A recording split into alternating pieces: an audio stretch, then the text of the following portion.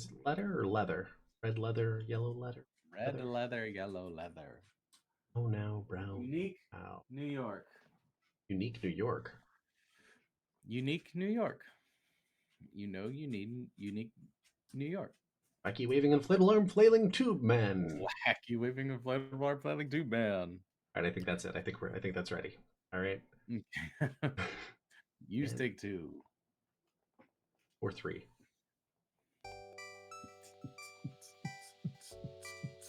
All right, welcome and thank you for joining us. I'm your host Jason, and with me is everyone's favorite DM, my good friend Steven. Everyone's favorite. It's true, everyone's favorite. It's true. When did you become such a master of dungeons? We asked 6 people. 6 very important people. 6, yeah. We didn't ask my daughter smartly. Mm-hmm.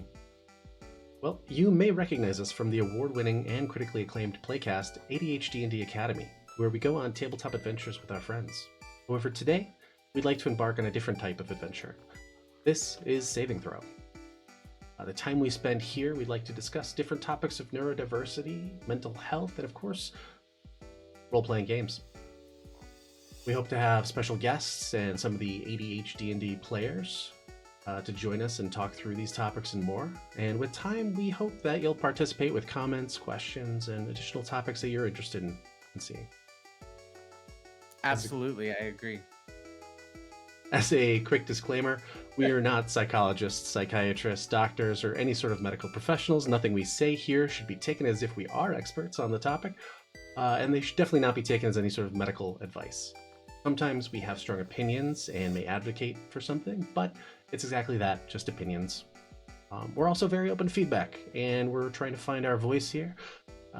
We'll try and give warnings whenever we feel like we're crossing a topic on the social norm, but please let us know if you see ways that we can be better. Did you ever do debate club in school? Me, no, never. No, because this is what one of my most favorite things in the world was debate club, where it's like you argue to get to the bottom of something, and you don't necessarily you might not even think your own position is what you actually, but it's like you're just trying to challenge positions so that like you get a more defensible and more like clearer understanding of what your own position is. So Just always in the devil's advocate mode. yeah, I don't know if it's necessarily like devil's advocate of but just like taking that contrary position so that there's a little bit like of a room for like a safe argument, but like I don't know, I feel like disagree and commit, you know what I mean? Mm-hmm. I agree. Yeah. For today's show, we're going to have a couple segments for you guys. The first one we're going to call ADHD&D&U&Me. We're also going to go into a little mini game we made that we're dubbing Rules Lawyer. That I keep going back and forth on whether we should call it Rules Lawyer or actually. Yeah, but actually is uh, uh there's the Go Fact Yourself podcast has actually, and then Oh, Dropout TV has a show called actually, and both Rules Lawyer it both is. both are what you think. Where it's like um somebody recommended actually to me because of how I correct Are you constantly pushing your glasses up and saying, well, actually, yeah. No, just it's just that neurodivergent urge of like I must be accurate at all times. And then our final section, we're going to talk about new character creation. We don't have a fun name for because it's new character creation. It's fun enough.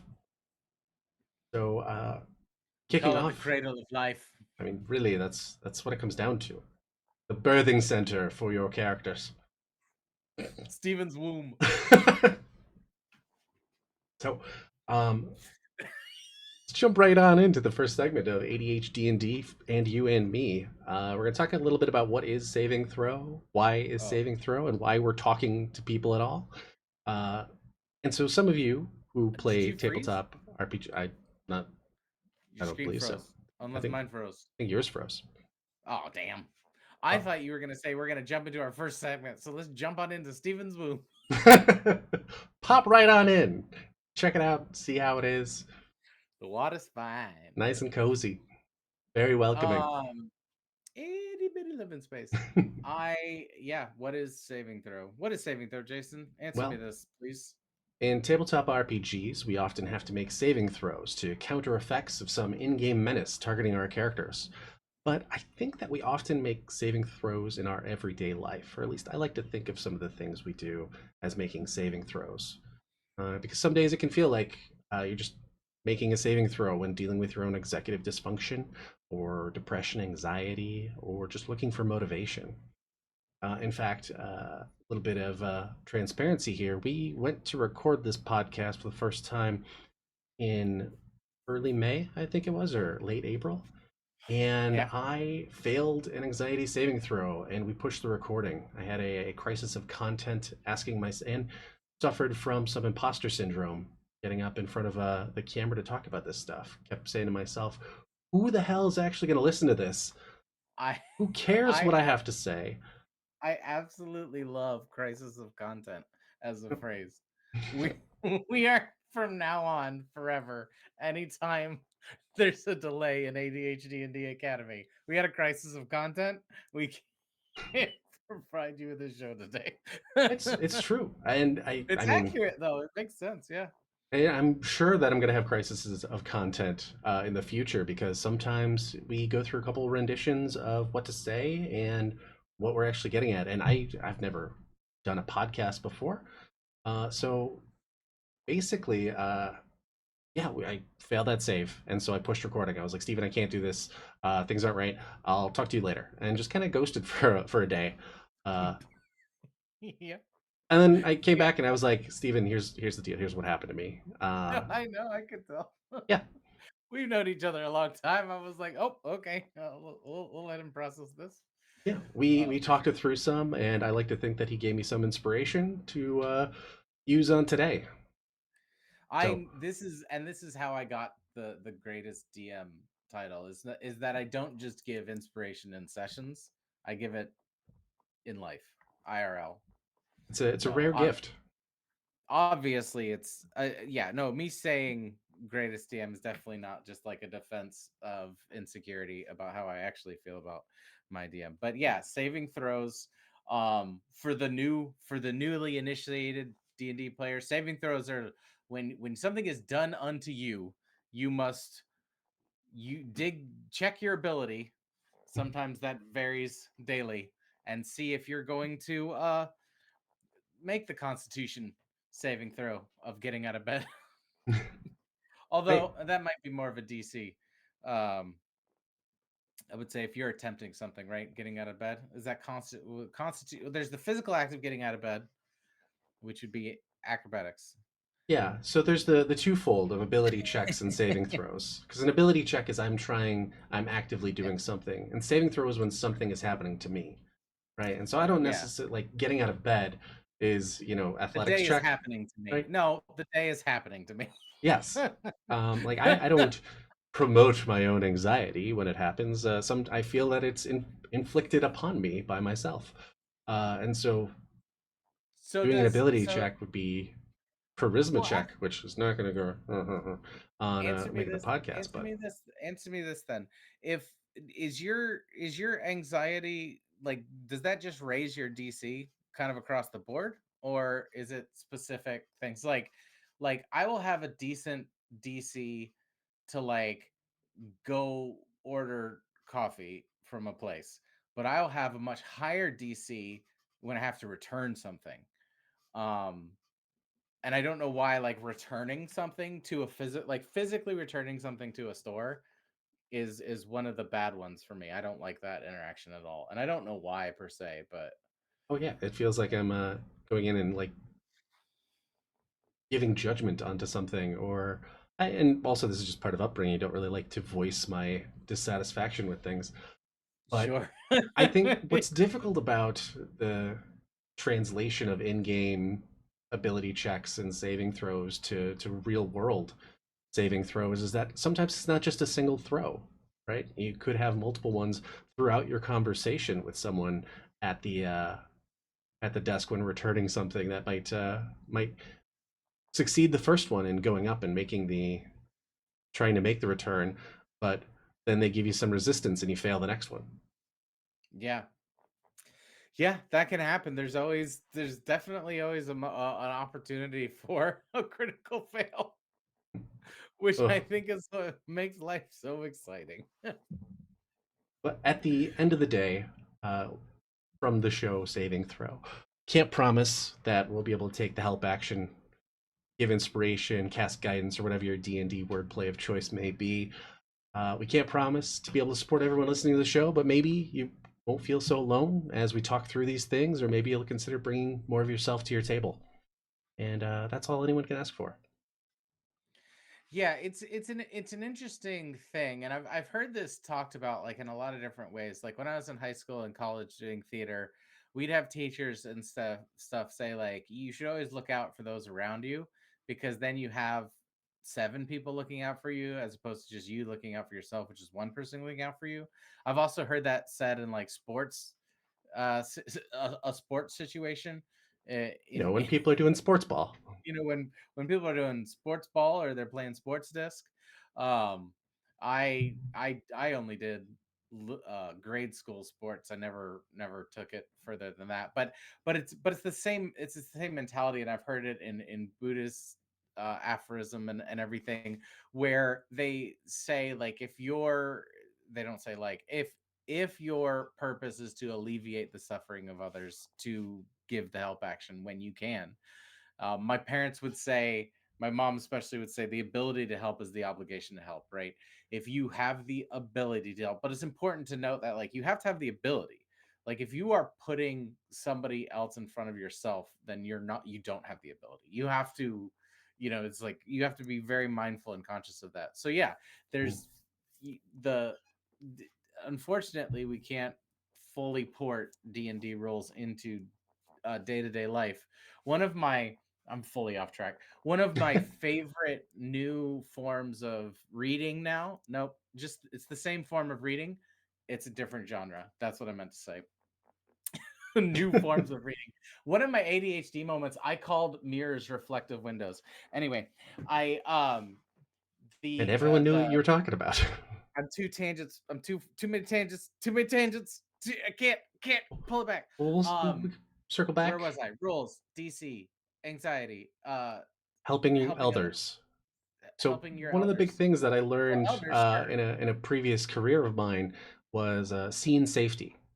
And so whenever you're going to Yeah, approach a scene, you have to make sure the scene is safe because if you're at risk of being injured, if you're at risk of getting hurt from the scene, then you can't help anyone else. It's kind of like the ultimate. You need to be able to help people, and if something's going to impede that, then you need to ensure that your safety is established to then be able to help other people. yeah, yeah. Oh, right, yeah, yeah. Because, right. So yeah, if you give yourself the help action sometimes, you know what I mean? Because if you are able to like I said, the ability to help is obligation. So if you don't have the ability, you need to work on yourself. That then makes you better in the actual. You're a better part of this community, and it's a micro. The D&D aspect is that you create this microcosm of community where it's like, okay, us six are now collectively telling this story, and that's where I was going with that.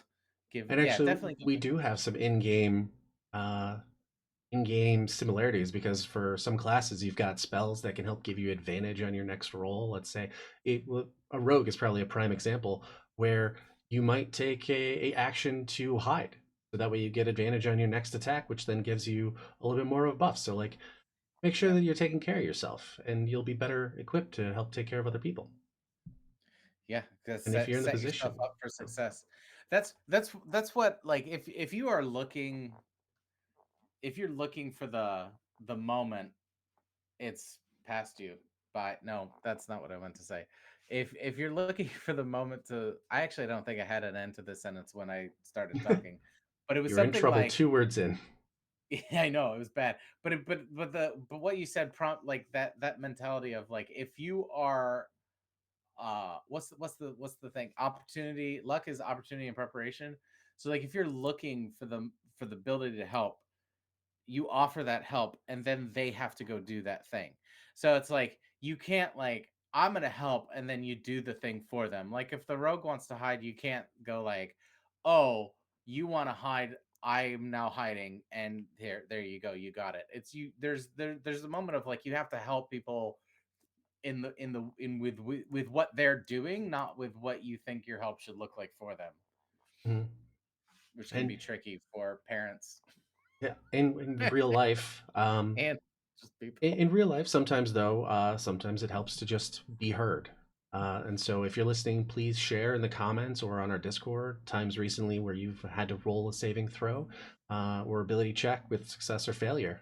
In fact, I Yeah, after I failed mine, I kind of related it back to saving throw, and I went to a bunch of our friends and said, "Hey, I I struggled with this thing, and I'm just curious if you've recently dealt with any saving throws yourself." And so one of my really good friends came to me and admitted that sometimes he struggles with apathy, and it feels like he has to save against his own apathy regularly, finding motivation when it feels like the world is just a quagmire and a bog in every direction. And then it feels like he's kind of rolling at disadvantage. And he tries to give himself guidance, pep himself up by looking at how far he's already come and how he's still stepping closer and closer to being who he wants to really be. And so he'll have those momentary setbacks where he fails the saving throw, but he keeps getting up to try again. Steven, do you have yeah. any recent successes or fails? I have so many because it's a nightmare up here.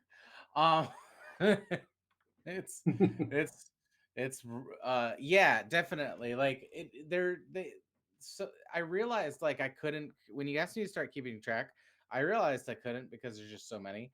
But like there was a I'll give you a good success and a good failure. There was a good success. This one can happen 2 or 3 times a week for sure. It's like I'll be at work or something like that, and there was a lunch conversation, and I started thinking about how hippopotamuses cannot swim, and because there's a book that my daughter had that said hippos can't swim, and I remember I got very angry about it. But I was thinking about how like somebody said something and they were very sure of what they said, and they were 100% wrong. And then I had the moment in my head of like, is this the time? I was like, oh, they're wrong. I can help. And then I had, then I like had the moment of, is this the time to help? And then I went through my little checklist of nobody's looking at me, expecting me to say anything. Nobody asked me for help. Um, it Mhm. does. It's hard on So multiple levels because yeah. So like we're gonna keep this. everyone likes being right, but I don't want to like being right at the expense of someone else, right? And so that situational awareness is sometimes you're making a roll against it. Exactly. Like one time I was going on and on about Huck Finn and the painted fence, like trying to like draw this like extended analogy, and like I was like just da da da da da da da da, and finally like my uncle leaned over and he's like, "It's Tom Sawyer," and I'm like, "Thank you so much." Like somebody say something sooner and more loudly. Anyway, for me anyway, that's just how I like it. Like correct me right away, please, because the more accurate, so it's like, so that's my impetus of like, oh, I can help you because I don't want you to be wrong, so I'm going to help you be right. But I decided not to. um as all that decision process and logic tree was happening, then I realized they had changed the subjects and were in fact looking at me. And I was like, quick replay, and it was like and it was like buzzword, buzzword, buzzword, buzzword. And so I gave like this non-committal, like I was paying attention, and everyone was like, "Oh yes, very good. We may want to do that thing that you're talking about." And I go, pass, like Oh God. This is one of save. those really rough things that I feel is something that I present with ADHD, and when someone's talking to me, and I'll be engaged in the conversation, but my mind will drift, and then they'll ask a question, and I'll just immediately be like, "What?" Because my brain then is catching up to the situation, and Yeah. then it'll almost be like, "Oh, what? Oh, here's the answer." Because my Hmm. brain finally got back to it, but it's almost like I didn't hear it. I actually went back and forth Yeah. with my sibling who was like, "Get your ears checked. You say what a lot." Like, Yeah. well, I'm putting things together. Yeah, and then the other problem is like if well, sometimes I'll say what, and when my southern accent used to be really bad, and it still can come back. But so just keep tuned, listeners, as you've heard in the other episodes. Um, it'll come back with a quickness. Is that when you say what, it sounds really stupid when you go like what, and it and they're like, "Oh, you stupid or something." And I'm like, no, you asked why moss grows on the north side of trees, and I really couldn't figure out how to explain to you that we're north of the equator and moss like shade. So I don't know. I don't know. Well, actually, you did just give us total sidetrack here. You did give me an idea for another type of episode, which we'll call Constitution Saving Throw. Because what we'll do is we'll do an episode, except we'll be drinking the whole time, and then the Southern accent may come out much more Yeah. organically. No, and then we'll have to do it. We'll have to do two things of like one, where it came out. That's going to be the audience participation part. And then the second one is going to be where I think it came out. And I have a feeling it's going to be like way after when it actually came out. I'll tell you what, y'all, though, I'll slip right back into it. Or I can Well, call my dang. sister and then it'll come back real quick. Mm. For sure. The other one I had for saving throw was that I made I made a joke uh, of a charisma saving throw because I made a joke that was like right after the thing happened to a teenage girl, and they were not Hmm. Are we talking a too soon situation way or too soon, like way too soon, oh, we're not like laughing about this already? Okay. like because I'm already over it. Like it was like a DC 2 and I rolled on that one. Like it was like because I looked at my partner and she was like, "What? Why would you say that?" And I go, "Because it's funny." Oh god, there's nothing as bad as being told to read the room. Yeah. Yeah. Either, oh, I was that far off. Okay. All right. Well. Uh, so again, if you're listening, we're going to keep coming up with these and talking through saving throws we make regularly, but we'd love to hear about If your they're saving listening, throws and your ability how would they checks. hear it? How would they hear it if they're not listening? What's your message to people not listening?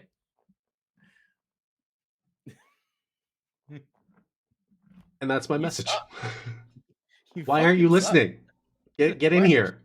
you validate me? Like yelling at a bumper sticker. Do you know? Oh my god! Somebody put a neurodivergent post up of like honk if you love X, like honk if you love Star Wars. And up until I saw this post, I legitimately thought it meant if you like Star Wars, honk your horn, and then that way you and the driver can acknowledge that you both like Star Wars. That's not what it is at all. What is it then? Hold I on. was wondering. I was wondering what I was gonna get you. Okay, Honk if it's you love not. Star Wars, right? I know, because that's what I thought forever until last week when someone is like, no, it means they're driving bad. And they're like, a bunch of people must love Star Wars today because everyone's honking at them for driving bad. Yeah, see, I think it works both ways though. I disagree with the sentiment. Okay. But yeah, no, it blew my mind. I was like, oh, is that not Speaking of what it bumper stickers, I was walking by the other day, walking down the street the other day, and someone had like my other ride is Carlac from Oh, BG3, yeah, except it was spelled with a C, and I get it's a pun, right? yeah. Carla, right? But they have another one that says my other ride is Gale, and I'm like, there's no pun there. You can't have one pun, one non-pun, and it bugged me for like half a day. Just kind of got lazier and Right? They're like, lazier. well, do we have a car pun for Gale? No. Well, just print it. People will buy it. Also, And they Gale did. doesn't strike me as a bottom. He really doesn't. Maybe not even a power button. Although I guess if you're writing, all right, never mind. Sure. Plus, magic's involved, so So this is a pretty decent example of ADHD and us being able to tangent off of each other quite effectively. But I did want to ADHD spend and you and me. the next section ADHD. here talking a little bit about how we present in tabletop games and D&D. And I think if you've started listening to this podcast, you're pretty on board with the theory that ADHD and tabletop games can go together like a paladin warlock multiclass. But Or it's Ranger Rogue. yes, Ranger Rogue, beautiful. But it's good to talk through and establish a little bit of a baseline. So, Stephen, Is I that your wanted favorite Paladin Warlock? Is that your favorite multi-class? it's becoming one of them. So what's funny about it is, and this will swing back to on kind of character creation and whatnot, but I never was particularly attracted to playing a warlock. Right, it was just not something that really clicked to me that I thought I would truly have fun with. I always really was in a. I'll love the magic users, also love the hybrid support classes, but warlock just seemed rather edgelordy. Gonna just stick to my eldritch blasting constantly. And then I was trying to come up with a character for a campaign, and came up with a warlock that I decided I wanted to play, and it really kind of opened up my horizons, and I've loved playing that warlock. And then in uh, playing around with different multi-class builds and whatnot, really enjoyed how the paladin and warlock come together. Yeah, Paladin Warlock. That's good. Mhm. Can be a lot of fun. Yeah. But I digress. Uh, I asked yeah, for the it's a good segue in another little bit to our next section about character creation, how I came up with that. So we'll circle back to that. But want to talk a little bit about your presentation. We've talked about this numerous times. Personally, I was diagnosed late in life, and I feel like it's always been there, but never had a real name for it. And I've also gone back and forth with friends about like the power of a diagnosis or the actual worth of it. But the real impact it has is on how it presents and how you see it presenting. So, like, would you be open to sharing how yours presents? No. All right, moving on. All Uh, right. Join us next time on another show. We're gonna have to really rethink the format here. where Stephen finds out how emotionally inarticulate he is. I'm yeah, I'm happy to pronounce. So I was thankful. Well, I say thankfully I had enough trauma induced conditioning that like I was able to force myself into a mold. They wanted to diagnose me with hyperactivity, and then it was ADD, and then it was and then it was nothing because my my parents did. I was very fortunate that my mother could do a stay-at-home situation in which she provided ad hoc therapies and coping mechanisms, perhaps a little too stern sometimes, perhaps Some not. strong mask uh, development. so yeah, because the reason I don't think it was too stern is that it was all coming from a place of love. And I mean, she died in 2004, but so we can talk as much trash as we want about her. She can't she can't do anything, but she might. The it was sort of like her doing what she felt was best with infinite patience and love, and it was while coupled with also be Catholic. So there was it was a two-pronged thing where if you just give them discipline and structure, then the rest will be fine, which turned into like if I wanted to do anything, if I wanted my life to be comfortable at all, I had to get straight A's. So there was just like so much of my days were just maintaining, like memorizing facts and stuff like that, the mitochondria is the powerhouse of the cell, and all those wonderful things, while trying to figure out the world. So the coping was getting difficulter and difficulter, until right around fifth, sixth. grade, you found like the RPGs and the tabletop games, and you could really like test social interaction of like, if I do that, like if I act this way, what's the sort of response to it? Um, Also, just modeling stuff that you saw, and then it wasn't until much later, because then with like all these like strict coping, masking, whether it got there in a good way or a bad way, like it's there. So the couple times where I've you know uh gone in my therapies, like having somebody go, oh, you should try this medicine if you're feeling that way, like I will get on it and I'll try it, because they want you to do like 6 months or whatever, and I'll try it, and then it's just like it sucks, like it just sucks so bad, and it's like I really have to peel back the coping mechanisms in a gentle way, so I don't like bounce back and forth. But I'm gonna bounce back and forth anyway because that's just my nature. What was the question? You said something that stuck out to me that I often think about is like the that use of an avatar in tabletop games, right? This is my way to explore behavior in a certain way and not necessarily pay the social price for it in reality. Right. But I'm going to see Yep. how people react to that. And actually, we were talking about this the other day of how hard it is to play like an evil campaign.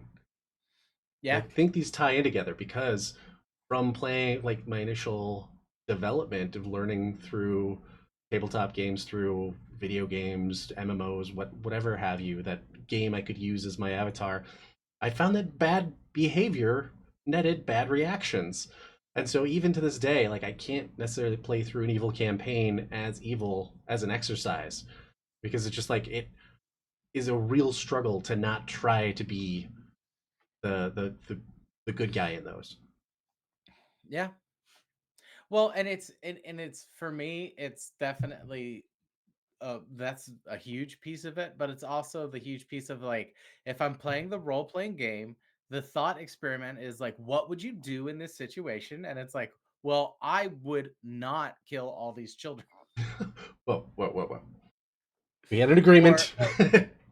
Or like, because I remember like somebody was showing me in like Neverwinter Nights, they were like, here's how you get to like level 3 real fast. Is like, you go there, you tell them you're going to rescue their son from the goblin. You go up, you tell the goblin you're going to help the goblin kill the person. Person gives you their son. You kill the goblin, you get the experience for killing the goblin. Then you get the experience for the deception, you get the experience for the kill. You bring the baby back to the lady, you get the experience for killing the quest, then you kill the lady, and then you get the experience for killing the lady, and then you kill the baby and you get the experience for killing the baby. It's only 1 XP, but every little bit counts. And I'm like, I don't like You went that. to a real dark place for a couple of XP. For No better level, way to yeah, pick that like up. level 1 to 2, like, yeah, so yeah, I have a hard time. I have a hard time being on, and it's like, oh well, they're like, these aren't real, they're virtual characters, and I go, I know, but there's, why be mean? I mean, they feel real. So you Yeah. bring up a good point of kind of that avatar being one of the ways D&D is good for folks who deal with ADHD or have ADHD. I don't know if everyone feels like they deal with it as often as I do, but any other ways you can think of how tabletop games and D&D really have helped you come Well, to terms well, with your behaviors, your yeah, absolutely. I mean, I think the list goes on. I think we can make this a reoccurring segment of like, how has it helped Mhm. lately? Um, I think for me specifically is that it in a situation for like, so I've always, not always, but like, I've for a long time I would always complain that like, oh, I'm a forever DM. I just always end up being the DM. It's outside of my control. Like, because that's what I felt like normal people would say. The rest were like, Not like sure, Steven. Yeah, you're completely stuck. skipping over the You're fact. stuck as a forever DM. You'll never get to play. I'm sure. Yeah, sure. Yeah, exactly. It was fake whenever I said it, but the thing is, like, I was also skipping over the fact that like normal people don't play D&D, like, and I'm putting normal in big old quotes because that doesn't normal doesn't exist, right? But like, especially at the time, like Magic the Gathering would, people would try to beat you up. D&D was another big one. But there was less. D&D was a little easier because there was like less evidence of you being a nerd. Like you would have to like go to a place and be a nerd. And you get to Um, hide out in the dungeon. so you'd be worried about like your friend's older brother like outing you at school or some shit. But yeah, so the DM, like being able to come up with an entire world and like figure out all the rules and everything like is such a soothing exercise for my brain, because I have the spectrum part of things where it's like I must have rigidity and order, and then I have the ADHD part where it's like I cannot stand being told what to do, but if I'm telling myself what to do, it's okay. So my way of like, here's how I can here's how I can like contribute to this group of friends as a thank you for having me, was like, I will create the world for you. And they're like, that's a lot of work. I was like, no, no, no, you don't understand. Like, I don't, It's I, already it, happening. It's just I, yeah, it's a I background need process at all times. I need to know that like there's rules for like what's happening, even if the rules are made up. Like we like that's why like I gravitate towards like grammar and English degrees, is like I don't correct people's grammar. You can write me an email and the grammar mistakes don't stick out to me at all. In fact, I make them while I talk, because writing English is a whole different skill to speaking English. Like reading and writing and speaking, like yes, it's the same language, but there's technically nothing that says that these symbols are English. It's a taught transition, right? So A I socially make agreed these same upon or social contract of just we agree right. So that that's these all it things is. mean these things. Right. So that's all it is that we are like collectively going to tell this story. I have the rules of the world, and you on purpose don't know some of them. Now you get to find them. Now you get to find it out. And then um the other thing that I always love is the left turn, because when I was beginning as a DM, I was very like railroady, and I'm like, the story is this. I have this story thought out. But now lately in my life, I'm very sandboxy, where it's there's stuff happening. Yes, this massive organization is doing a bad thing, but lots of organizations are, and not everybody in that organization is a bad person. They're just compartmentalized, and that's how they got to this. They carved it up so that no one person is like, I'm doing an evil thing. Is that all these people are like, I'm just processing paperwork, and I'm just writing property deeds, and I'm just doing this. And it's like, well, then the next thing you know, people are losing their house because they, blah blah blah. Actually, that's a perfect segue. I just want to make a quick pitch here. Please join our Discord and in the Saving Throw Questions channel. We're going to be hosting a segment on Saving Throw at some point. That's going to be the Ephemeris AMA, where we want people to ask questions of Stephen, of the world that he's creating for ADHD&D Academy. So Yeah. please Well, drop in, and questions if you for have you too, questions. right? Hmm? Questions for you too, right? Oh yeah, that's just one part of it. Okay. I don't Quick want all pitch of them. about you. About no, everything gets asked to Stephen and no one else. Fair. So, doubling back, one of the things that I've always not been a big fan of about attention deficit hyperactive disorder, whichever you want to describe it as, is the attention Mhm. deficit part. Because I never have felt like I have a lack of attention for things. So it's that I have too much attention for things. And that's something that I love about being at the table, is because there's typically so much going on that there's so much to get lost in the fantasy world. It kind of takes you out of that hyper present mode of everything going on in the world, and puts you into a fun situation where you can relax be, despite the fact that there's so much going on. And it gives Yeah. you things to think about and engage with other people around you. When I was 4, I almost broke our TV at home. Do you remember the show Eureka's Castle? Vaguely. It was like a Sesame Street competitor, right? And they're Muppets, or I don't know if Muppets are only. I don't know if that's copyright. You take a mop, you mix it with a puppet. You put your hand in a puppet is a Muppet. You got your man hand, and I don't know if that's Muppet. I don't know if that's where the it's a manned puppet. I don't know. You think it has something to do with like marionette puppet? Oh, okay. That we're There's gonna have to something there. Google this later. If anyone knows, please tell us in the comments or make it up. We're We're open to we are both. never gonna Google it, and don't tell us because I don't care. No, Uh, no, we'll watch this but again in like another little while where we're just going over it and be like, oh yeah, we should Google that. So like 4 episodes later, we'll be like, guys, we know what it is. Dedicate an entire segment to dissecting this. why come they call Saving Throw 5? Why come they call them Muppets? Well, Stephen, Anyway, as a dungeon yeah. master, how has D&D been good for Good, you? so good. I just so good. Just so it, it- having having such strict performance standards as a child so that I could like I could do what I want. Uh having the strictness no, having the strict upbringing with the performative nature of the grades made made me always anxious because I would never have like control over my life, or that control could be like taken away in a second if something happened. And while I know now that back then it was not going to be like we're going to take away all your stuff, it's the fact that they would say we're going to take away all of your toys. That was told to me at like 3.5, right? And they're like, if you don't do that, we're going to take away your toys. And then it goes, oh shit, I don't want all my toys taken away because that's everything I have. And they go, oh wow, like he's behaved. He's such a good kid. Whereas it's just, I'm terrified because you're going to take away all my toys. And then it's like, oh no, no, we don't. You know, I don't mean that.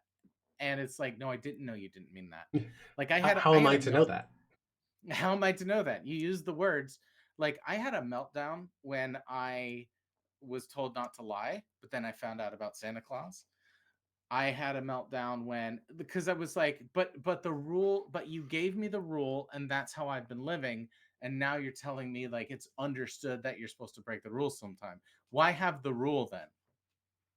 And it's taken me a long time to like merge those two parts of my brain.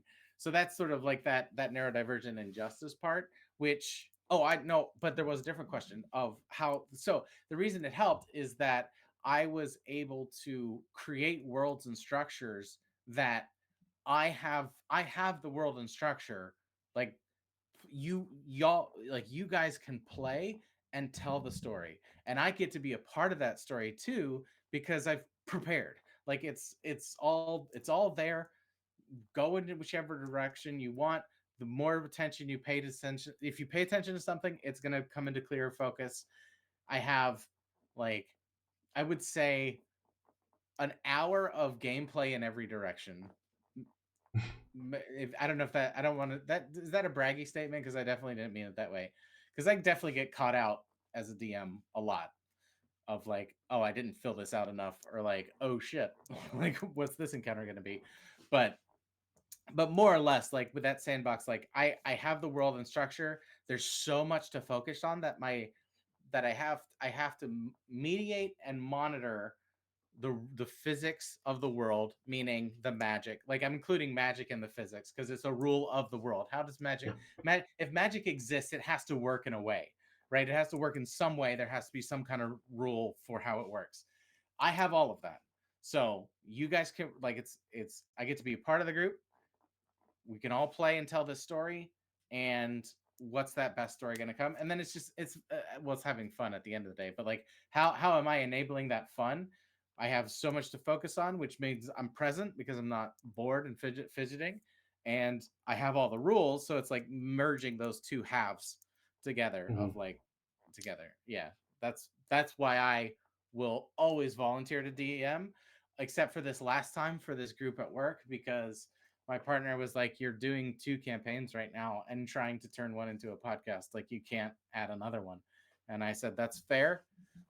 They're going to That's start having fair. too much overlap, and then multiple Yeah. groups will all come Yes. So somebody plays in both campaigns. They're like, hey, wait a minute. together. Brian was in both of these. I do love personally reusing characters and players from previous campaigns and just like using them as a model for an NPC that ends up showing up in places. Uh, I find that that adds some depth to the world that may be outside of my standard creativity realms of like borrowing from other people. Um, but actually, that is a great thing about being both a player in your expression as well as being a DM is that creative outlet and being able to kind of harness the attention, harness your attention towards all the different things happening. Yeah. And the creative outlet is huge, and that's something I've always gotten out of playing tabletop games, especially with homebrew stuff. Or I have run a few pre-built campaigns or added them into the world and just given them my own personal spin. It's like you said, Yeah. having that world, having that rule set, and this is like the area, then learning where I can push the boundaries of it and figuring out what I can do to make it my own within that segment. Yeah. That's a good point. I like that because you'll if you're reading the same books that I read, or like you're in one of my campaigns and I'm like reading some book series and you're like, hey, like that, hey, and I'm like, yeah, like that's what's been interesting about this is like I have always gravitated towards creating my own campaigns because that's the strength of what, like, if I've known DMs where I play like they have every like combat metric and math like ready and they can do it and like just they make combat like super smooth and I'm like that's really impressive. Where combat's definitely one of my weaker points because I'm like what's that? I will come up with lore faster than anything, but the combat and I also forget rules that I've known for 20 years, 30, 25 years. Which actually I think is a perfect segue into our next segment, Rules Lawyer. Bum, bum, bum. I object. Um, Sustained. yeah. Oh, and oh, actually, you know what? Before we do rules lawyer, I object. Uh, you better be going somewhere with this Really now. get into the spirit of it. I love I'll allow it. I I'm DMing myself right now. The what? Oh fuck! No, there it went. There goes my train of thought. No survivors. No anxiety. No. When you were saying that you failed your anxiety check and we couldn't record that first time, um like that I should have fully jumped in and shared as well because that anxiety was definitely shared. Like if uh, mine's a little bit more in a different direction of just like why do I feel like I'm joining the conversation at this point in my life, you know what I mean? it. Yeah. um and I think so I definitely want to have a note of appreciation and gratitude for all the people that have been very vocal and out there with their neurodivergency. It's that kind of thing of like y'all's courage gave me the courage to, here's this thing that I love, here's this experience that I had. And while I am now in a city that I'm much more comfortable in, I grew up in a small southern one that I was not very comfortable in for a myriad of reasons, and neurodiversity is one of those.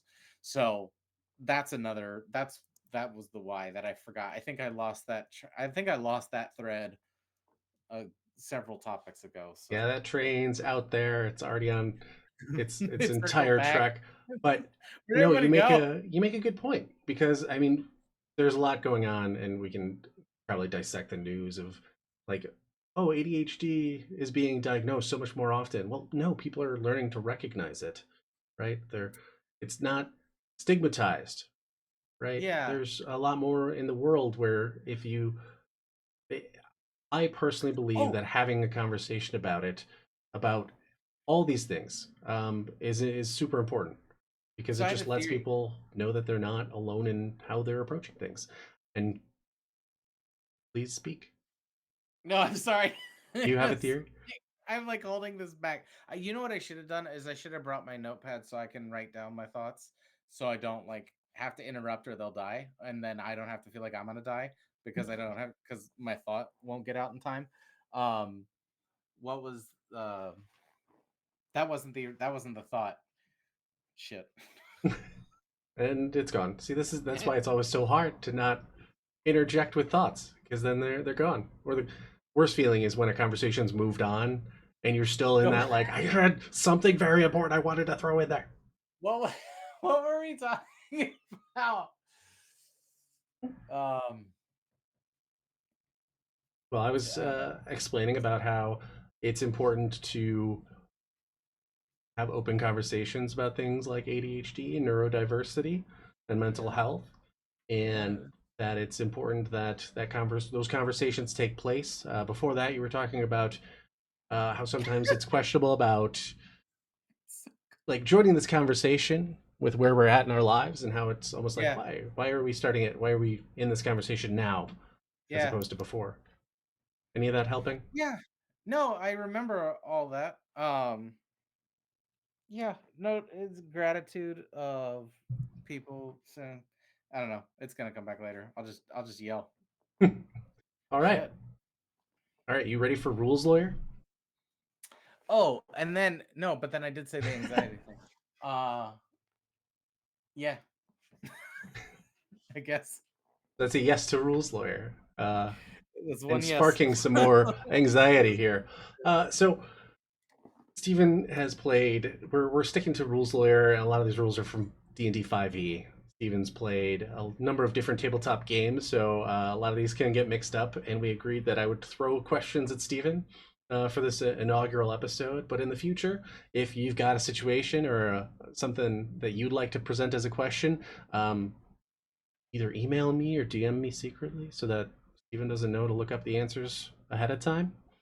But today we got a couple of questions for you on how the rules as written would be in, implemented into a game. And I start with what I think is kind of the light, easy one that is often forgotten, and then we'll move into a little bit different of just some of these kind of basic And, rules. and I will tell the listener that I did ask for this because I am bad at remembering rules.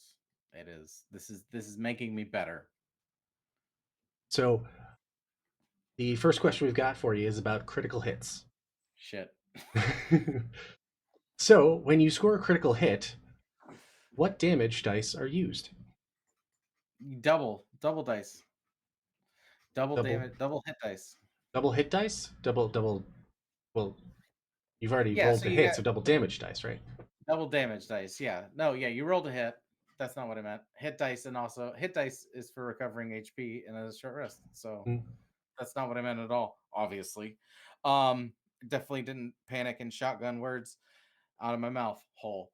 Uh yeah, it's just the damage dice that's doubled. So you just roll whatever your damage is, but twice. Just the damage dice twice. Any relevant modifiers? How are those calculated? Oh no, modifier gets added once. That is So it's one correct. d Ding, six. ding, ding, ding, ding. Yeah, so it's one So, d six plus six. It'd be two d six plus six, as written, when you roll a critical hit, you roll your any relevant damage dice twice, and then any relevant modifiers once. including smite, sneak, and yeah, all that stuff. Yeah, Which brings me to a roundabout way to one of the house rules we employ in ADHD&D Academy. So we actually have a special house rule for critical hits to make them feel more like actual criticals because there's nothing worse than getting a critical, rolling your damage dice twice, and getting a two. yeah, but I don't know. I was outvoted on this one because I am very much like the dice decide. I'm not a roll fudger. I am not. That's actually one of my worries is that plot wise, it's gonna be like very disadvantageous for me to like not I was like, let me just fudge this roll so the plot can continue. I have a feeling that's going to bite me because and I have no problem with people that do that at all. I just it's just my brain is like I'm lying. Well, so the official homebrew rule, house rule that we have for it is that when you roll a critical, the first dice is max, and then you Yeah. roll just one dice and add those two together. So if you Yeah. are rolling something that's 8 damage, it's 8 plus 1 roll, plus modifiers. That way you actually And feel then like if you get a critical hit, it's critical. But that also works yeah. for the bad guys. So we have to live with the fact that One critical Yeah. can drop someone in a heartbeat. Right. And this is what I'll also share with the listener as well. When we were doing our session 0 before we started of people doing race, background, things like that. Um although we might be talking about the world a little bit later, so I'll get into it more. But when like my point to them was truly anything if you find it in a D&D source book, it's on the table. To include some of the add-on stuff, but whatever you add like the enemy has as well. So like if you want to be an Aarakocra and you want to fly everywhere, the world will account for that. So the people like if you're trying to storm the places, people that fly exist in the world, so they are ready for people that fly, so anyway. All right, question 2 is about invisible creatures. Oh, So, as a player, can I attack an invisible creature if I do not have any sort of magical sense to see them? yes you can technically. Um Targeting them is another matter.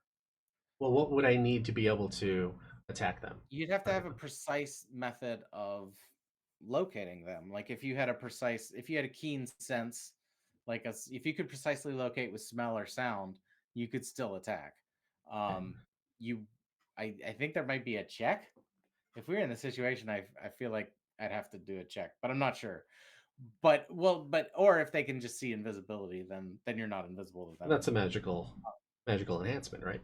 So let's Yeah. say I go and try So and attack something that's invisible based off of the check there, whether it be scent, sound, or maybe following track. I mean, any number of things that can play out in the D&D world. Is how can I go? What happens when I go to attack? I want to say you attack with disadvantage, but you can otherwise just attack unless you can precisely locate. But then now, see, I think I'm mixing up Pathfinder because that's so yeah. Okay, so so yeah, I would say if you have keen sense, which I think would be a Pathfinder skill, if you can precisely locate them, this is why I rely on my players to make arguments. I'm like, well, argue how you can see them.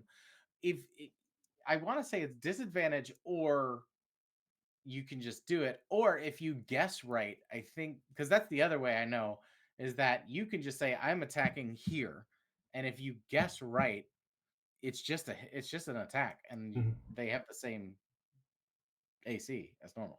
So, as the rules as written in the player's handbook is a invisible creature is impossible to see without the aid of magic or a special sense. For the purposes of hiding, creature is counted as heavily obscured, and the creature's Okay. location can be detected by any noise it makes or tracks it leaves.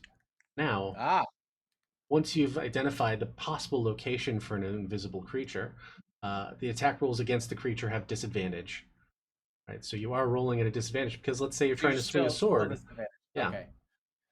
they're going to see it coming, but it's going to be harder for you to see it coming. Then the additional Yeah. rule on an invisible creature is that it makes its attacks at advantage because you don't know where they're coming from. Yeah. Yeah. So okay. So yeah, at disadvantage. Mhm. That makes sense. All right, so question number 3. What does it mean for a player's status condition to be incapacitated? Incap- well, let's see. You got your restrained, you got your grappled, you got your incapacitated is they are unconscious and unable to move, speak, or take action. They can't do anything. So actually, that's fortunately slightly incorrect. Damn it. I knew it. So an incapacitated player can merely not take actions or reactions. So They technically, can take bonus actions? well, I think bonus action still falls under the action economy there, but technically they can still move. This has an add-on question to it though, of what status conditions would a player also suffer incapacitated on? So part of another Uh status condition is that they are incapacitated. oh. If they are stunned, they're also incapacitated. If they're unconscious, they're also incapacitated. How many are there? Then here's the hint: you get there are 4 statuses that cause incapacitation. Okay. Yeah, Stunned, stunned, unconscious. unconscious, dying, or is that unconscious? No, dying. Dying's path. Yep. Dead. Well, Okay.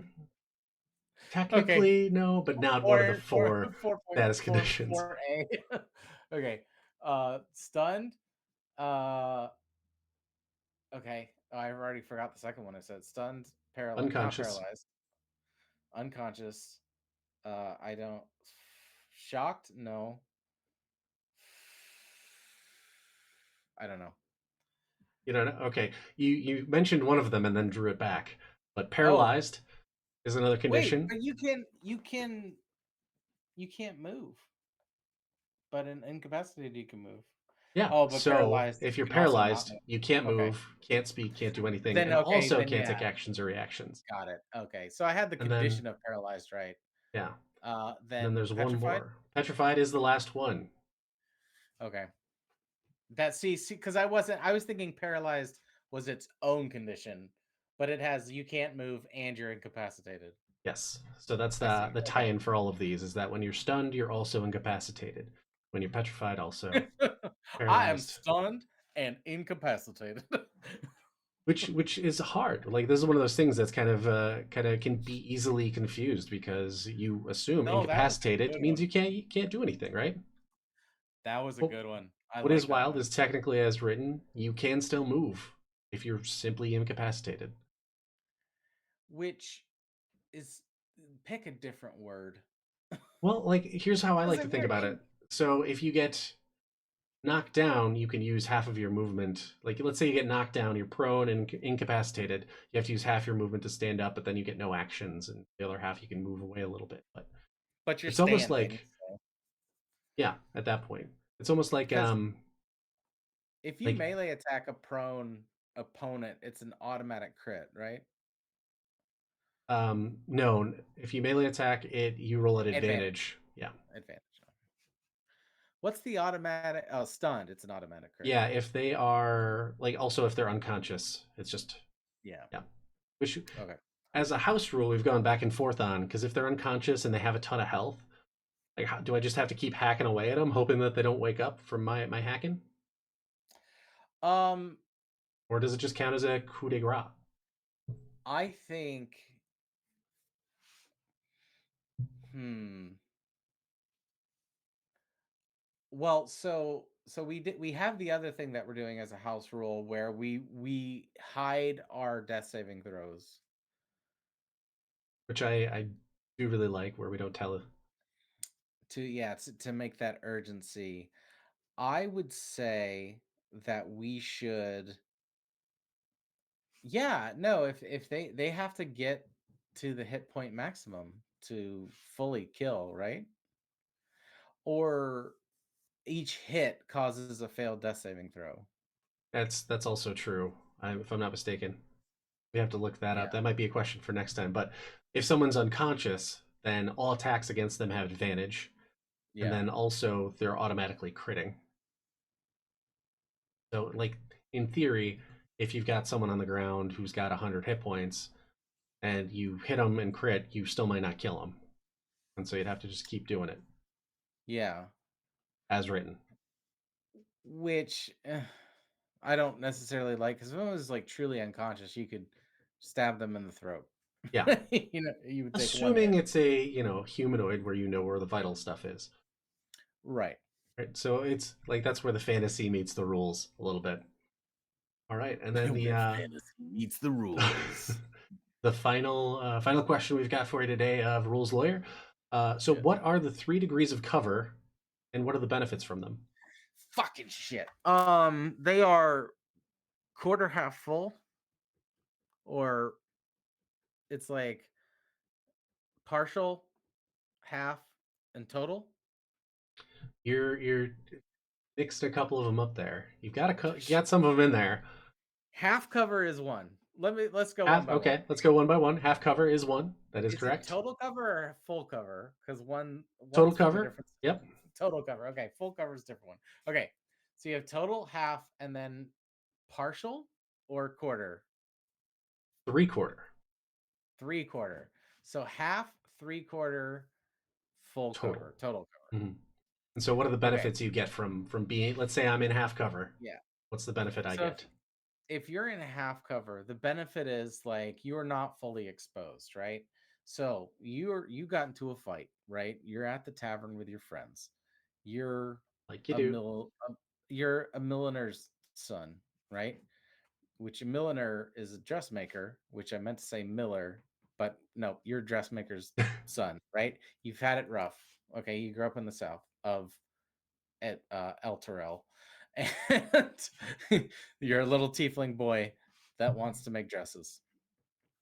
Your future is not bright in the demonic lands, right? You you get into a fight at a Avernus tavern will be out to get you. over.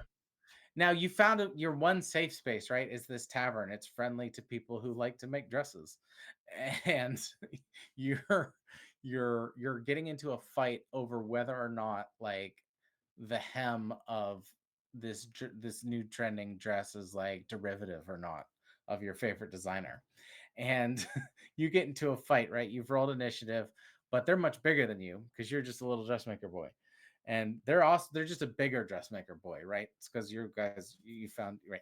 So you get half, you duck behind a table because you know he's gonna hit you, and your AC is not up to par. So you get half, you duck behind the table. He's still gonna hit you, but you dodge a little bit. You got half cover, right? Your AC is up by 2.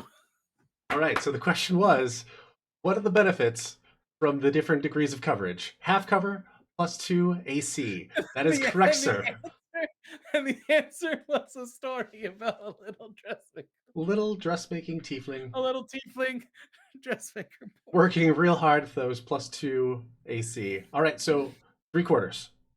It gets worse, right? Because now his friends jump in, right? They've this fashion season is brutal, right? It's like the devil wears Prada, but there the devil's a real literal thing. So so you have to like fully duck down because now the entire uh burlesque tavern show that you have or were at with your friends has devolved into a Just to fight, bring everyone and up to speed, you are at a tavern in Avernus that is in El Terrell. sorry, El Terrell tiefling burlesque Well, El show. Terrell's in Avernus, right? El Terrell's a city in Avernus. Yeah, but we can get more. We can just go as specific as we can. I Yeah. What's the tavern called? The tavern. Oh, the see, I'm glad you asked that question, because the tavern is called Hell No. Burlesque show at Hell No. At all, hell no. Uh, uh, yeah, yeah. And yeah, and these are all tieflings. So like when they get catty and they get into a fight, it gets fucking real quick because all the nails are real and everything. Um, and deadly. So so you have to like fully duck down behind this table and everyone's distracted by everybody fighting. So I will you might not be fully hidden from view, but I will give you 3/4 cover because you are like fully tucked under that table, and I'll let your AC be +5 Plus 5 for that. AC. You got it. All right. And so what happens if I'm under total cover? Somebody gets knocked out and is like now on top of you, which is kind of like honestly like a dream you had, but not like this. Uh, and you can't be targeted, but area of effect damage still hits you. That is correct, sir. You cannot be directly targeted by an attack, but AoEs can still blast you. Yes, You have I should have probably kept count on these so you have like I a got it sum 100% up. right. It's kind of amazing. Like No, I didn't. I didn't. everything was 100% correct. So I think you actually we would give you partial credit on a couple where I think you successfully did at least 3 out of those Well, 5. well, let's Six. review because I don't even remember the questions. All right. One was So, about what happened to the little dressmaker boy yes, very important. You nailed that one that I made up. of the benefits of half, 3/4 and total cover. Yeah. Then we talked about incapacitation. Well, you did walk me through the correct terminology. Hmm. Incapacitation, that's right. Um, yeah. Away Mostly from correct home. on that. Invisible creatures, I believe that you mostly nailed. I Another was critical hit. around it, but I was not 100%, so I can't take the point on that. But I was like, well, I guess I just like do advantage, and that's like my guess.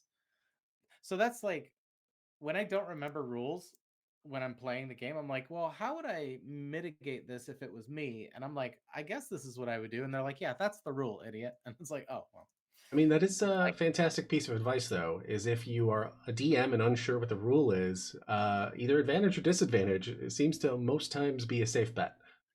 yeah, yeah. And then if you're worried about playing Pathfinder, it's the same thing, but just increase or lower the DC Mhm. because they Somebody don't really really do cover. advantage. Anyway, Anyway, thank you for playing. This has been Rules Lawyer. oh Jesus Christ, Sustained. Fuck. That was so stressful. Again, please join the channel. Let me know if you've got any questions you'd like to pose for DM Steven during the next time we do Rules Lawyer. I don't know if I can handle it. Oh, you're gonna. Uh, This is canon now. I was so worried about getting them right. I decided not to make it too crazy difficult. I wanted common situations, things that you might find on a DM sheet on the DM No, screen. you were very Um, gentle. Thank you. No, it was it's just more of the facet of anytime anybody asks me anything, I'm like, "Oh shit, what's the answer?" you're on the spot now. Exactly. Better come up with something. Oh, All right. goodness gracious. Well, that brings us Whew. to the final segment we had talked about doing, which is basically talking through new character creation a little bit. And Oh, do you so, know what I had for you though? oh Because we yeah, talked about this and then um we didn't nail this down, but and I'm not prepared. Um Ba, ba, ba, ba, ba, ba, ba. Did we talk about how the spell components are puns for the spell that they are? how do you mean verbal, Uh, somatic, and material? No, like the spell components, which is one of my favorite things to keep track of as a DM, because wizards can get so overpowered so quickly, and it's like, do you have 500 gold to spend on the spell right now because it's per use? Those components are 500 gold per use. Like, how are you justifying this? Like Like, where are you that's how getting you this much balance. cash flow? And that's typically the big thing in just about every 5e campaign I've played. There's been an economy issue where the players end up Yeah, having by level 5 just so much gold it's kind of ridiculous. And then you're like, are you actually paying attention to like daily cost, your food, your daily cost and food are it's pretty spell easy to components, overcome daily all that cost stuff? and food. But what I like to throw in at that point is, if you are that wealthy, you are a target for theft, scheming, scams, like that. Yeah. Anyways, no, like what I was saying is that the spell Gust of Wind requires a legume seed, which is a bean, Hmm. which beans make you fart. Gust of Wind. Okay, okay, I like that one. Yeah. Animal friendship requires a piece of food. Wait. Oh, gust of wind, not just gust. Gotcha. I'm looking up the Yeah, wrong thing here. gust of wind. Three nutshells for confusion, like the three Doing the card shell Monty. game. Yeah, shell game, exactly. So like it's it like those kinds of things are like those attention to details I just appreciate so much. So like whatever, I don't think I'll ever bump into the person that wrote these things. I know obviously we're going back to the initial Gary Gygax's no, he did die, right? Like I forget. I'm pretty sure, yeah. I'm so out of touch with famous people news. Um so yeah. But yeah, there's like a whole bunch of them. Like the did we want like I would give you the components and you tell me what spell. Ooh, another segment. Yeah. Ooh, that one actually would be probably Oh, very difficult. I think it would be stupid hard. It would be, but it also Um, really test because then you could just think of what the pun would be and right. try and put it together that way. And Hmm. there's some that probably there's a couple that don't really work out as puns necessarily that I can think of. But yeah, let's. I mean, do you have something locked and loaded, or is this for next time?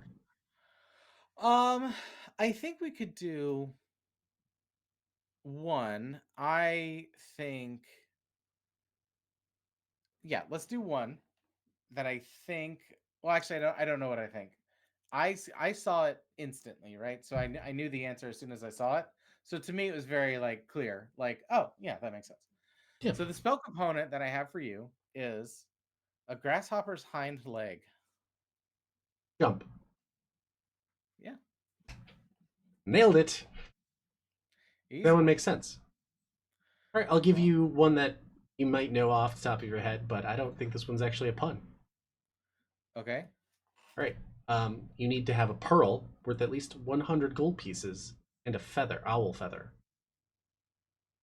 Pearl and a owl feather. Yes. Is it wild shape? No, it is not. Wild I don't shape, know. technically not a spell.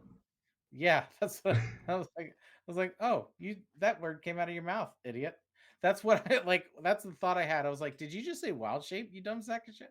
Like I, um, a pearl and an owl feather. I'm gonna be bad at this.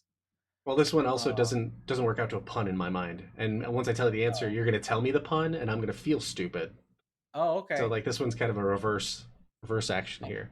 a pearl and an owl feather. Very important that pearl's Dark worth vision. 100 gold pieces. Revivify, like, because I know that's when you're getting into. You have the fire right. Okay, I don't know. Identify. Oh, Yeah, one of the base level spells requires a component that costs 100 gold pieces. And I guess yeah, if it's we double it back to the rules pun is learning, pearl. The pun is pearl of wisdom because owls are wise. So you have a pearl of wisdom. Here's a bit of information. okay, I could see it. I think I don't I think think it's less I don't think it obvious. right. I don't think it works with identify. Like I don't think it works with like here's okay, do you want to guess another one? Sure. Okay. The components are a bell and a piece of wire. I actually know this one. It's alarm. Oh, yeah. So like no pun there at all. It's just like that's you can use those to cast alarm, or you can use the twine and the bells to make a little alarm. But like what I love about this though is that it especially like when you if you have a new wizard or if you have somebody that is like really they're used to playing wizards and they want like a new angle on playing wizards of like you can really get into a world's mechanics on how magic works and like you are like doing like an Hmm. amplifying type of magic because your spell component Yeah. for like casting grease is like some butter. So then you can start thinking about like how would I apply the principle of amplifying the properties of butter if I want to like amplify the properties of bark. And it's like you have like talked your way or logicked your way into like learning how to cast bark skin. You know what I mean? Now, So it's like does this hold true? I mean, I could see like transmutation being probably the biggest pun centric spell components, but do you think it holds true for all different um, wizard schools or spell schools? I I don't necessarily think you can approach each school of magic in the same way, but it does give your like your character as a wizard as you're going from place to place is constantly like going into town and talking to people and interacting with the shopkeep to get spell components. Like you are constantly like you have this like built-in role playing thing which is like I got to go get my spell components guys like or like, hey, everyone's ready to go. It's like I need another 2 hours to like prepare my spells. So it's like it's really like the table's decision. Obviously, you got to play the game you want to play. You got to have, it's about having fun. That's the Hmm. important thing. And if this is not fun for you, then don't do it. But like for for me particularly, like when I'm playing a wizard, one of the reasons that I didn't play when I was like is just starting out in D&D. One, I was like young and wizard stuff was pretty complicated, and I think it was like 3.5 at the time. Um, Hmm. but wizard stuff is just pretty complicated, period, Yeah. even in 5e. Because you have to like have a spell book, you have to have like, Yeah, the sheer and number of just like spells can be intimidating on its your own. your volume of spells, just like, and I didn't necessarily think to see if I could afford the spell cards or anything, if that would have made it easier. But regardless, it's just like it provides this like way for your character to like interact with the world. And then if you want to just kind of go, I'm not really interested in shopping every place we go to, then I will say, okay, like part of your cost of living for your spells is like 10 or 20 silver, that you can find these components pretty much anywhere. So we'll just take it as written that everywhere we go, you are making sure you stock up, and we'll just deduct the gold and we don't have to Yeah. do the whole interaction, you know? Because a lot of the times that kind of thing gets hand waved, of just Yeah. like you've got the components. But when there's things like how often are you going to find like some of the revivify or resurrection, one of the revive spells requires a Yeah. diamond worth 500 gold pieces. Like how often are you coming across expensive diamonds? Yeah. Oh yeah. Or like we had, there was this one campaign where these people were some loophole with grenades and bags of holding, I forget, but they basically like did a force multiplier. Mm-hmm. um and If you tear open a bag of holding, it'll explode for you.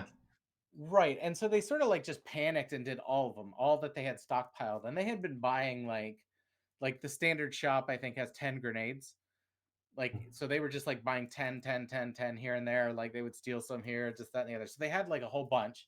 They did the whole like inversion trick or whatever it was. So like they could have more grenades than were like dimensionally possible, which created the force multiplier because it basically just increases the damage with no limit.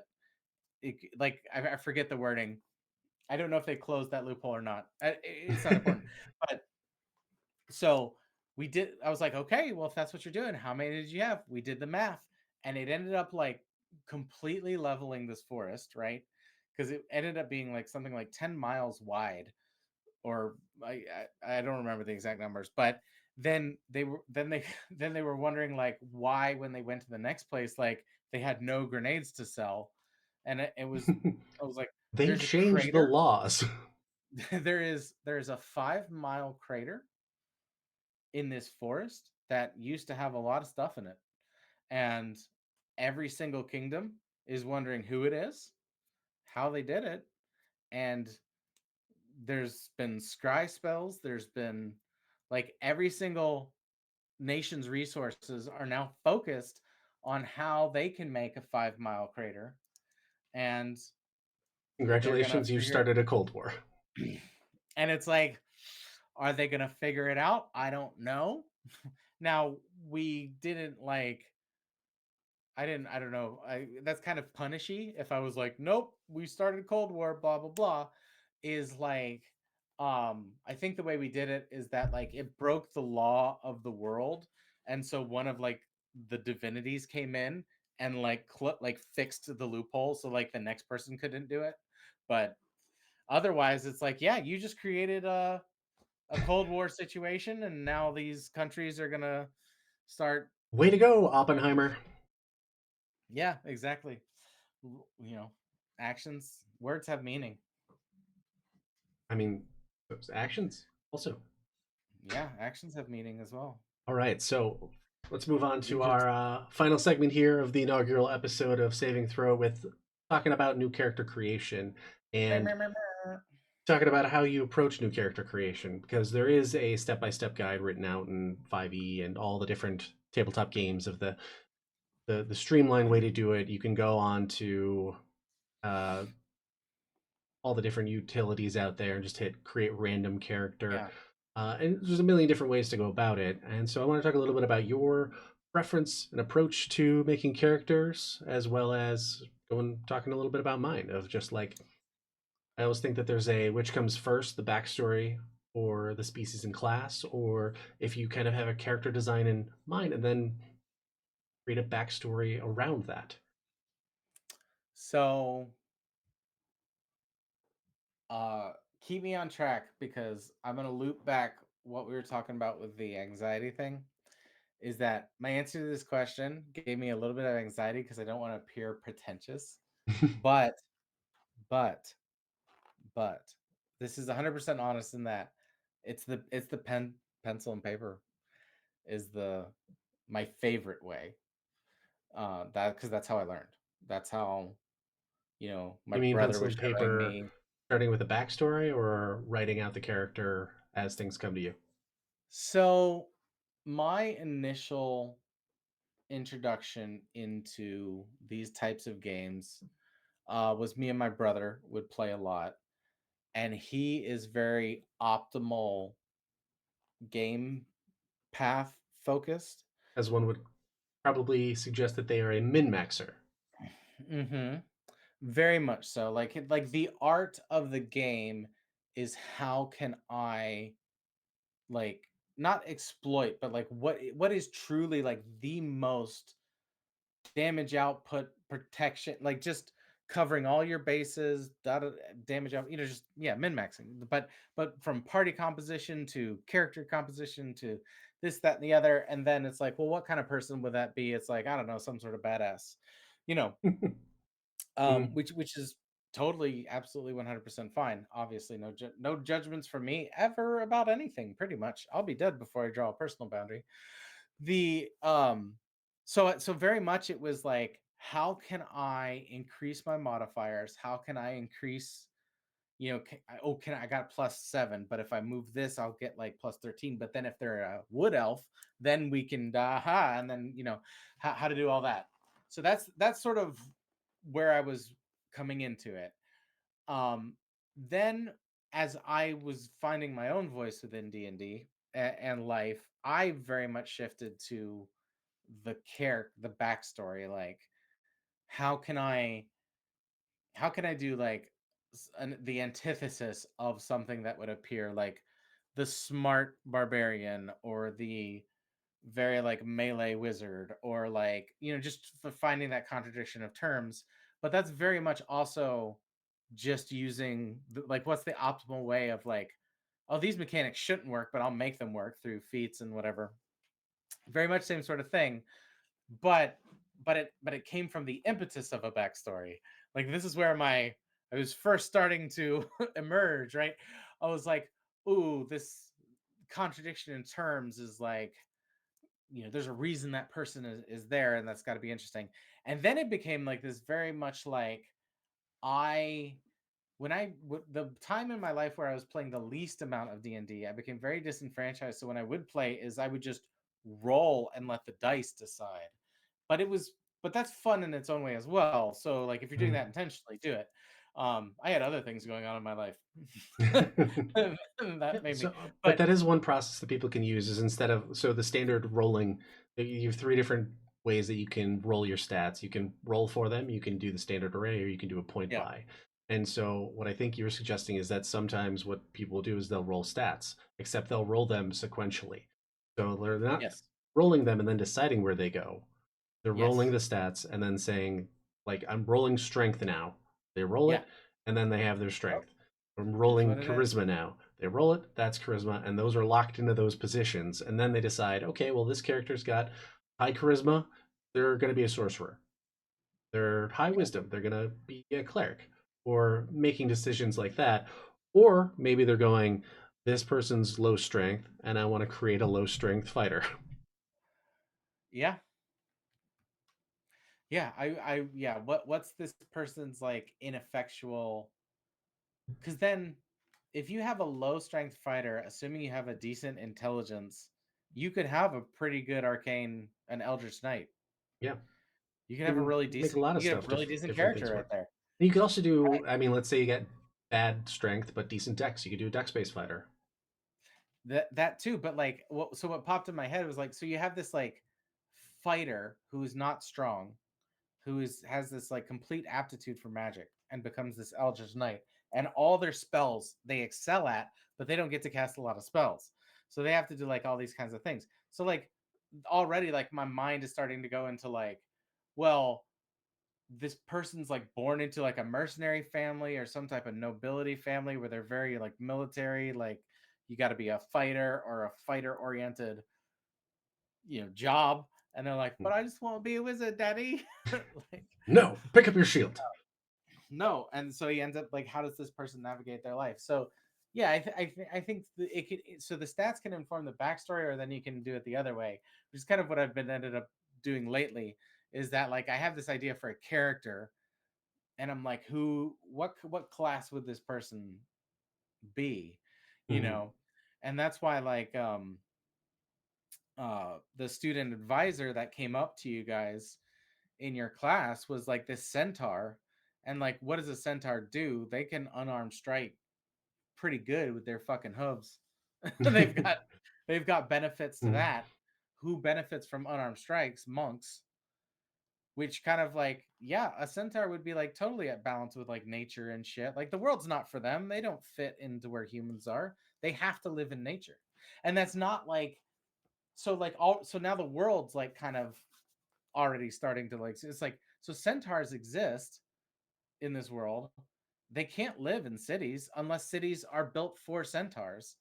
Um, Unless they've got something specially made to enhance their which I guess abilities we here. haven't Yeah. really seen. So, but see, like, but either way you go, like you have to make a choice, because I can't have a centaur character and then now not address, like, are there places for centaurs, or is this guy like an exception and Do he they have can't go a? everywhere in the school because it's just not built for a fucking horse, Yeah, I mean, you know? they've got a spot for him out by the stables, maybe, or maybe that's just how his place is constructed. Yeah, which So so it's like, for yeah, so me, I don't think there's a wrong way to approach it, and that's kind of, and so like so to undercut my pretentiousness of I only do pencil and paper, by far, the more character sheets I've done, the more like the higher amount has been digitally, because it does all the math for you, and you can just go click, click, mm, click, click, click, yes, this, no, that, and then it does it all, and it prints out the character sheet. That's by far the oh yeah, more the way I do it. But I have such fond memories of doing the pencil and paper and everybody sitting around and doing the math and helping each other. yeah, the But yeah, how session about yourself? zero, Same question. session -1, session 0. I also, well, I'll add one caveat when doing digital and creating a character for myself. I do like rolling stats because I think it adds a certain dynamic to the character build of having, extra strength in some areas and not strength in other areas, and then finding out what fits. But I hate Yeah, using the automatic rollers on character creation sites because it's something about it I still don't trust. I still want yeah. those physical dice rolls. Do you know? For Okay, I do need to hear the entire thought for sure, but I'm about to lose this. Do you think that the act of rolling your stats is important in that it starts putting the player already in the mindset of the dice are going to decide your fate. I think it Yeah, engages you into that character, and like you're looking for high rolls, and so the more you get them, the more you're going to be happy about it. I have had it work the opposite way though, where someone just rolled their character and rolled poorly, and mm-hmm. then they were like everyone else rolled either really good or average, and they rolled bad, and then suddenly from then on out they kind of felt like they were always at a deficit in playing their Yeah, character. Like I'm not up to par with everyone else. yeah, But a lot of times that comes down to how they feel in combat. But there's a lot of things outside of combat that can make a character great and not necessarily need all those stats. And as I've yeah, for evolved sure. creating characters, this kind of circles back to what I was going to say before about I prefer thematic type characters. I like to Okay, figure out something that they have to overcome or some sort of personality kind of struggle that they've got Sure. to adapt to, and that's kind of like their arc up until this point, and then from this point on, the story kind of drives their character development, um, which also like we can get into a debate back and forth about like alignment I'll debate because you now. let's save some for next time. But my personal take on alignment is like I don't think that your alignment always stays static and always stays the same throughout an entire campaign. It might No, waver, might for sure. change Yeah. when seeing different things that might change your perspective. And so like I like to create characters that might start that way or might be already on a path towards changing the way they approach things. A lot of times it's not like lawful, neutral, chaotic, or evil. It has to do more with like um, uh, true, neutral, chaotic, right?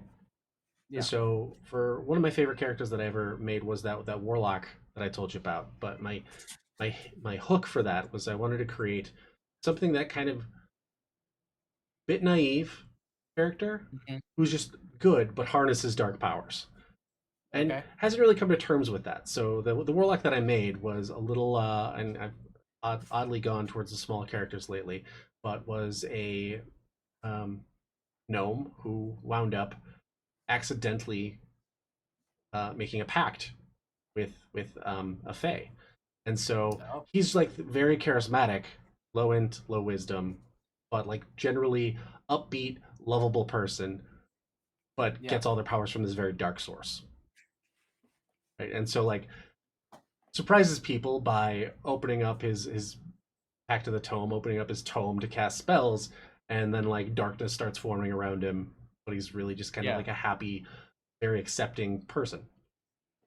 And so that was kind of the hook for that character, and he kind of went from always seeing positives to more of a gray type, like oh, there are some instances between good and evil, and Yeah. true and chaotic. And then one of my other most recent, when I was developing auras for ADHD&D, I Hmm.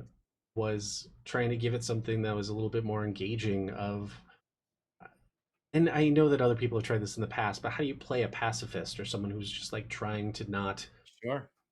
inflict damage on people in their drives are going into situations where they may have to, sometimes uh, do things they wouldn't agree with and how they're going to approach those and maybe develop and how situations might change them. So right now, where Juarez stands is he's a peace cleric who's just always kind of avoided combat, avoided trouble, avoided struggles. Yeah. And now he's got to step into this coaching role where he's got to teach people how to stay alive in the wild, where you can't always take the peaceful approach. And they've even found Yeah. like walking right out, a bunch of snakes come and attack. Like, what do you do? Everyone's got to start attacking them and Yeah. defend themselves, really. Well, and your interaction with some of the other NPCs kind of revealed a little bit of your backstory, Mm. uh, And that's inadvertently. a lot of fun about most of the characters in playing is trying to actually role play and doing Well, stuff and if you're I comfortable knew, with role play, which is can be difficult to do and because but I also knew because we kind of talked about it a little bit about in session 0, your character, and it was so funny because you're like, and at some point they could find out that like this happened, and I was like, yeah, all right, at some point, or how about right away?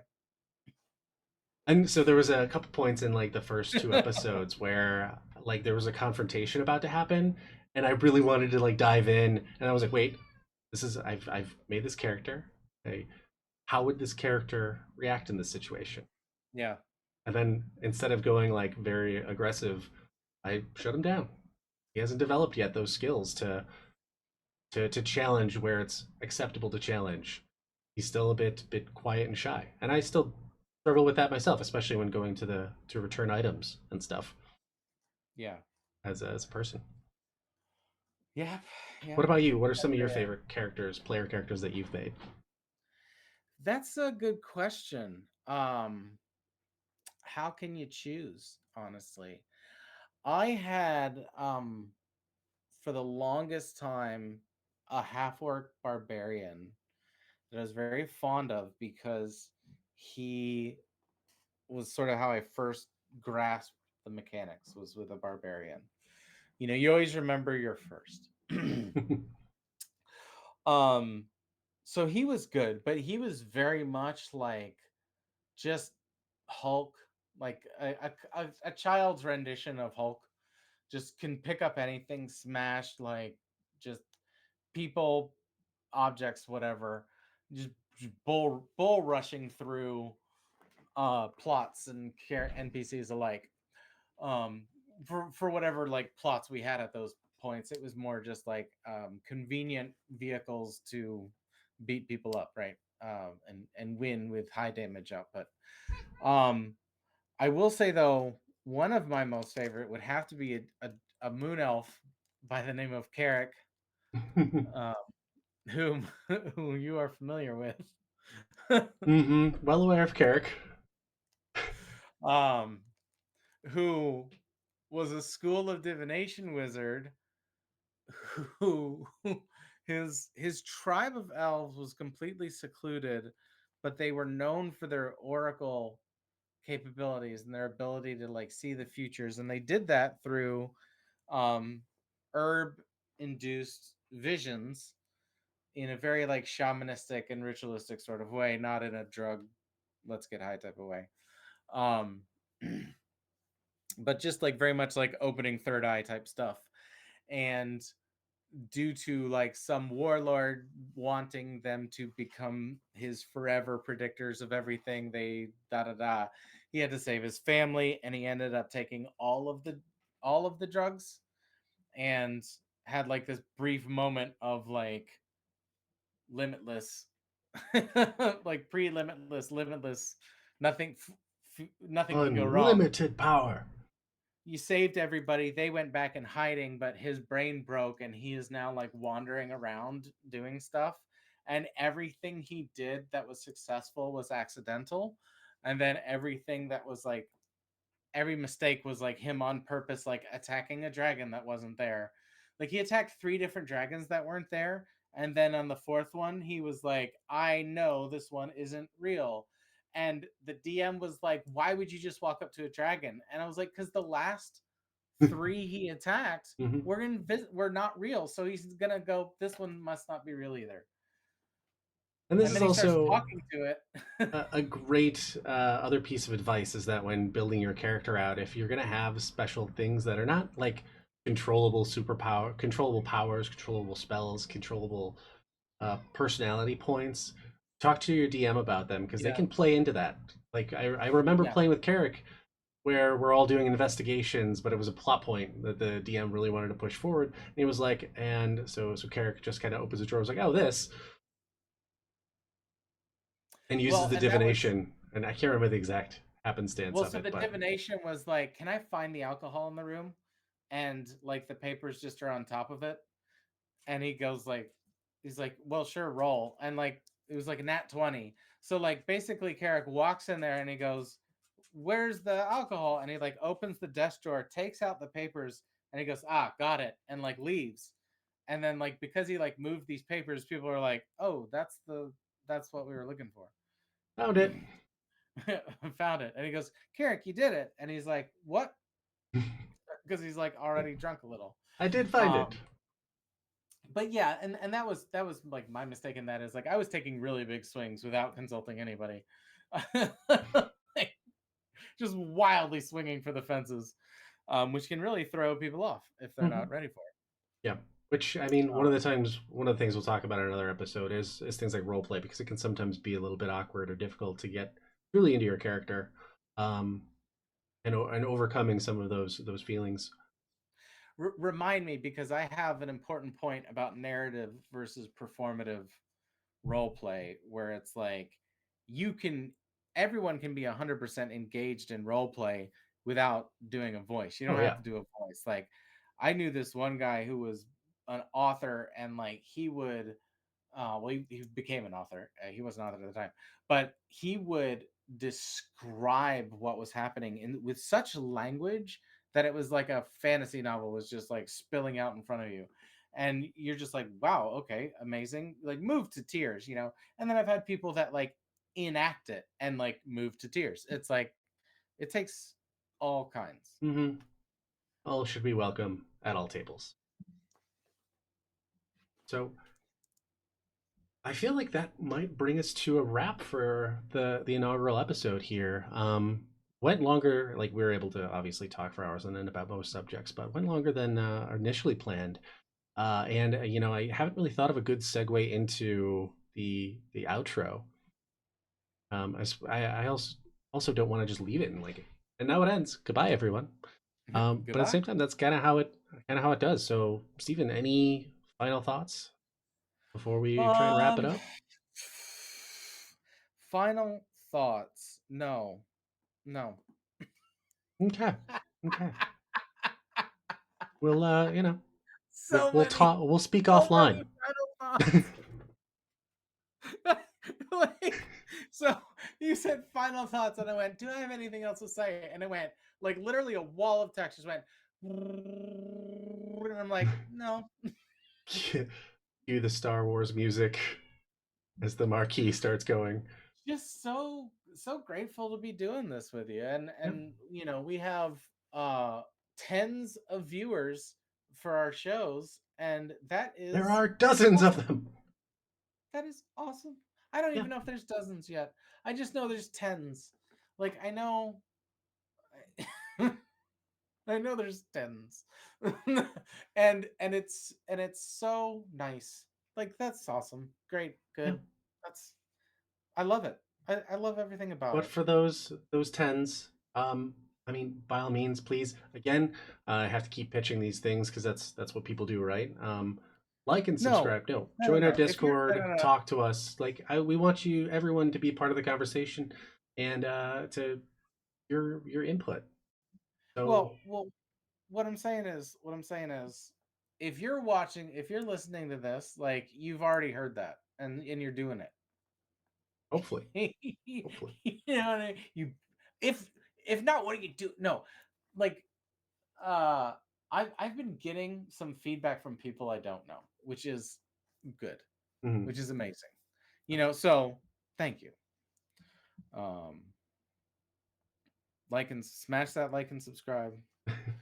But yeah, by all means, join us on Discord and please share saving throws that you've encountered, saving throws that you've made, uh, saving throws that you failed, ability checks, same thing. Share questions that you'd like to see on Rules Lawyer. And yeah, we really thank you for your time if you've made it through this far, or if you made it through any part of this and you're not listening to this.